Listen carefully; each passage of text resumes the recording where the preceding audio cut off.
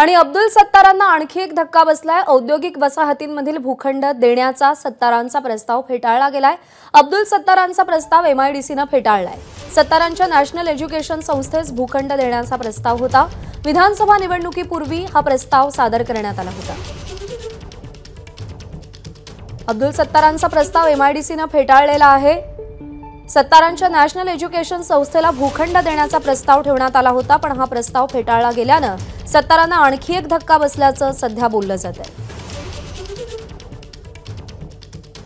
औद्योगिक वसाहतींमधील भूखंड देण्यास सत्तारांचा प्रस्ताव एमआयडीसीने फेटाळून लावलेला आहे। छत्रपती संभाजीनगर शहरातील चिखलठाणा आणि वाळूज या दोन औद्योगिक वसाहतींमधील 34 आणि 35,000 चौरस मीटरचा सत्तारांनी प्रस्ताव दिलेला होता। कृष्णा घेंडे प्रतिनिधी आपल्या सोबत आहेत। कृष्णा, काय कारण देत एमआयडीसीने हा प्रस्ताव फेटाळलाय आणि यामुळे सत्तारांना किती मोठा धक्का? अब्दुल सत्तार यांनी आचारसंहिता लागण्याच्या आधी एक प्रस्ताव एमआयडीसी कडे दिलेला होता, तो एमआयडीसीने फेटाळून लावलेला आहे।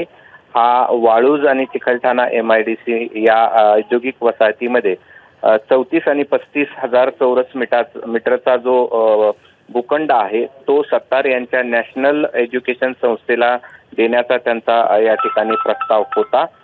मात्र हा प्रस्ताव फेटाळलेला आहे आणि क्रीडांगणात जागा देताना जे केंद्र शासनाने मान्यताप्राप्त संस्थेशी संबंधित संलग्नीकरण आवश्यक असते ते निकष सत्तार यांच्या संस्थेकडे नव्हते आणि त्यामुळे हा प्रस्ताव फेटाळत असल्याचं म्हटलेलं आहे। त्यामुळे पालकमंत्री राहिलेल्या सत्तारांचा प्रस्ताव फेटाळणं हे सत्तारांसाठीच खरं तर मोठं आव्हान असणार आहे असं आपल्याला म्हणता येईल। निश्चित। कृष्णा, धन्यवाद दिलेल्या माहितीसाठी। एबीपी माझा, उघडा डोळे बघा नीट।